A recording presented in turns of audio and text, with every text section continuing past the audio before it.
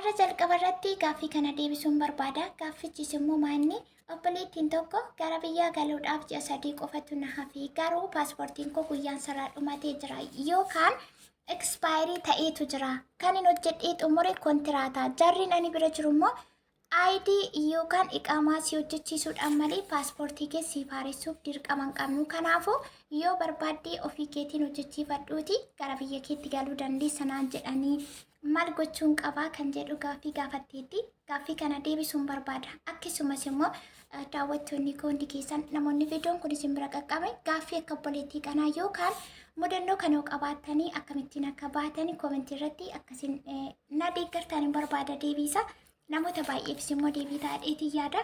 Itti aansuun immoo oolmaan sharafoota maallaqaa guyyaa har'aa karaa gabaa gurraachaa fi akkasuma immoo baankii irratti meeqaan olee ni hir'ise moo ni dabale? Gabaa gurraachi arras immoo dabaleetu jira. Akkasuma immoo warri karaa baankii ergattan baankiin ammallee baankii keessa baankiin daldala Itoophiyaayyuu dabalee haala bareedaarra jira. Abdii horadhaa isiniin jedhee ture. Arras immoo akkasuma Oktoobarii 4/2025 bakka jirtanitti nagaan isiniif haa baay'atu. Akkam jirtu nagaa keessanii jecha arrasii oolmaa sharafoota maallaqaa kallattii lamaatiin kan ilaallu baankii fi gabaa gurraacha irratti Ameerikaa doolar, Suuzin firankii, Kuweet dinar, Israa'el shekel, Yaman riyaal, paawundi sterlingii, yuuroo akkasuma Kanaadaa doolar, Awustiraaliyaa doolar, Oman riyaal, Saawudi Arabiyaa riyaal, Ijiptiyaan paawundii, Chaayinaa yeewwan, Bahaariin dinar, Beerut doolar, Dubaay dirham, Joordaan dinaraa fi doolaara akkasuma Katar riyaal inni itti aanuu fi inni dhuma Turkii fi kanneen kana fakkaatanii kallattii lamaan karaa gabaa gurraachaa fi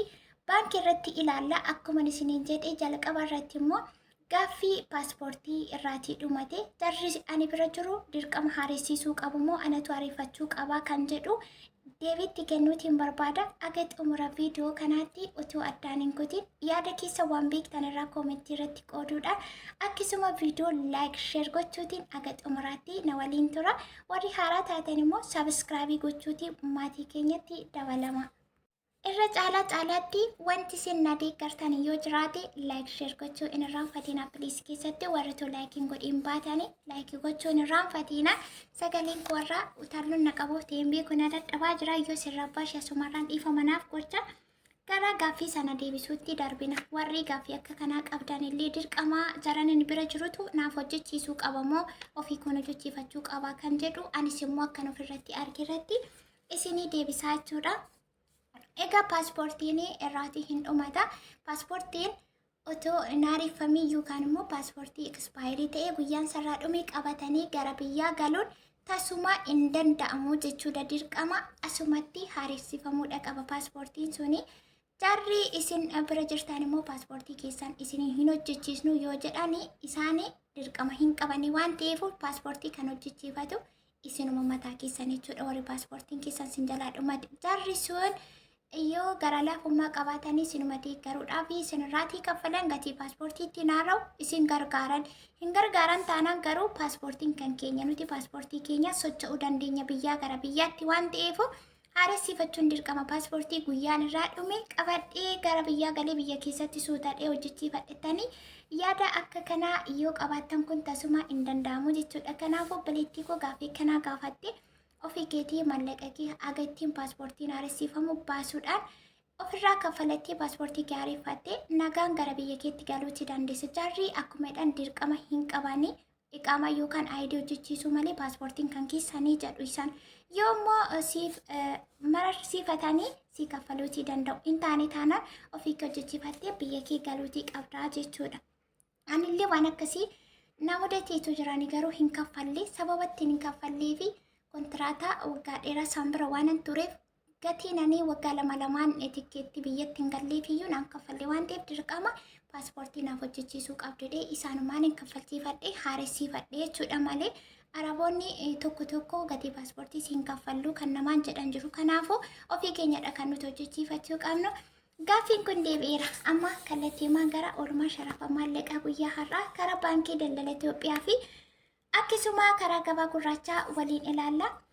Arraas Ameerikaa doolaarri tokko baankii daldala Itoophiyaa irratti 140 saantiima 14tiin olii jira. Gabaa gurraacha irrattis dabaluudhaan 166 saantiima 49 olii jira. Inni itti aanu suusiin firaankii karaa baankii 172 tuqaa saantiba 37 karaa gabaa gurraachaa 209 tuqaa saantiba 42 kuweet dinaarrii karaa baankii 449 tuqaa saantiba 93 karaa gabaa gurraachaas immoo guyyaadhaa kuweet dinaarrii tokko 544 tuqaa saantiba 80 inni itti aanu Israa'el shekel karaa baankii 43 tuqaa saantiba 63 karaa gabaa gurraachaa 50 yookaan birrii 50 tuqaa saantiba 42 Yemen riyaal karaa baankii 0 tuqaa saantiba 61 karaa gabaa gurraachaas 0 tuqaa saantiba 69 inni itti aanu paawundi sterlingii karaa baankii 184 tuqaa saantiba 80 karaa gabaa gurraachaa 224 tuqaa saantiba 34 Yuuroo karaa baankii 164 tuqaa saantiba 17 karaa gabaa gurraachaa 195 tuqaa saantiba 57 akkasuma inni itti aanu Kanaadaa doolaarri tokko karaa baankii 103 tuqaa saantiba 93 karaa gabaa gurraachaas immoo 119 tuqaa saantiba 26 Please viidiyoo kana laayikii toon godhin sheerii toon godhin akka hin darbine keessattuu gaaffii sunii akka deebii argachuu waan barbaaduu fi tarii obboleettiin kun viidiyoon kun otoo isheen qaqqabeen bubbuluu danda'a waan ta'eef sheerii godhaa laayikii gochuun irraanfatina. Inni itti aanu Omar Riyaalii karaa baankii 377 tuqaa saantiba 54 karaa gabaa gurraachaas Omar Riyaalii tokko guyyaarraa 432 tuqaa saantiba 72 Saawudi Arabiyaa Riyaalii karaa baankii 37 tuqaa saantiba 37 akkasuma Saawudi Arabiyaa Riyaalii karaa gabaa gurraachaas immoo 44 tuqaa saantiba 10tiin olii jira. Inni itti aanu Ijiptiyaan paawundii 3 tuqaa 0 saantiba 4 karaa gabaa gurraachaa 3 tuqaa saantiba 48 Chaayinaa Yuwaan karaa baankii 20 tuqaa saantiba 33 karaa gabaa gurraachaa 23 tuqaa saantiba 40 inni itti aanu Bahaariin dinaarrii karaa baankii 385 tuqaa 0 saantiba 9 karaa gabaa gurraachaas Bahaariin dinaarri tokko guyyaa har'aa 441 tuqaa saantiba 82 Beerut doolaarri tokko guyyaa har'aa karaa gabaa gurraachaa 166 tuqaa saantiba 62 Dubaay diraham karaa baankii 38 tuqaa saantiba 15 karaa gabaa gurraachaas Dubaay dirahamni tokko guyyaa har'aa 45 tuqaa saantiba 35 Jordaan dinaarri dinaaradha yoo ta'e Dinaarri tokko baankii irratti 204 tuqaa saantiba 66 karaa gabaa gurraachaa immoo Jordaan dinaarri tokko 235 tuqaa saantiba 71 yoo doolaara ta'e immoo warri Jordaan jirtanii dinaara gara doolaaraatti kan jijjiirtanidha yoo ta'e immoo Ameerikaa doolaarri tokko guyyaa har'aa karaa baankii irratti 140 tuqaa saantiba 14tiin herregachuuti dandeessu. Karaa gabaa gurraachaas immoo Ameerikaa doolaarri tokko 166 tuqaa saantiba 49 yeroo ta'u herrega keessan akkasitti argachuu dandeessu. Baay'ee salphaadha. Warri dinaara gara doolaara jijjiirtanii ergattanii jechuudha. Inni itti aanu Qatar Riyaalii karaa baankii 39 tuqaa saantiba 85 karaa gabaa gurraachaas Qatar Riyaalii tokko 42 tuqaa saantiba 85 inni itti aanuu fi inni dhumaa Turkii Riilee karaa baankii 3 tuqaa saantiba 47 karaa gabaa gurraachaas 3 tuqaa saantiba 47tiin olii jira. Sharafoota maallaqaa biyya alaa guyyaa har'aa karaa baankii fi akkasuma immoo karaa gabaa gurraachaa alarsiinitti kanaanii baankiinis baankii daldala Itoophiyaa irratti baankii irrattis akka dabalee jiru isinitti himee jira. Kunoo isa kana fakkaata.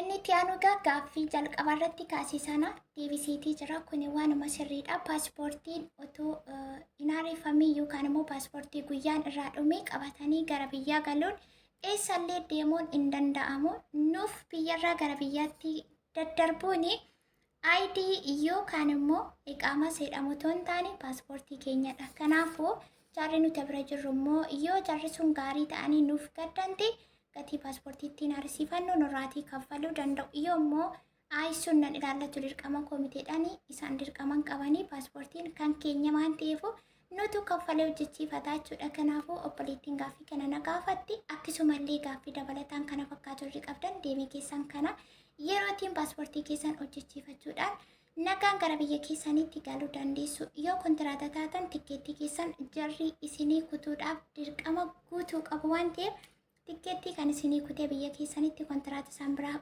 xumurtanii waggaa 2 taanan biyyatti kan isaan gaggeessu isaan mataa isaaniitti. Garuu paaspoortii irratti dirqaman qabanii yoo didan ofii keessan hojjechiifadhaa kaffalan taanaan immoo carraa gaariidhaa isiniin jedha. Bakka jirtanitti hamtuu isin argin gaarii isin darbii piliis viidiyoon kun larsheer akka ta'u hin barbaada. Viidiyoo biraatiin hagan deebi'utti gaaffii dabalataa addaa yoo qabaattan bakki isin hin galle yoo qabaattan sekshinii koomentii irratti na beeksisuutii dandeessu. Baay'ee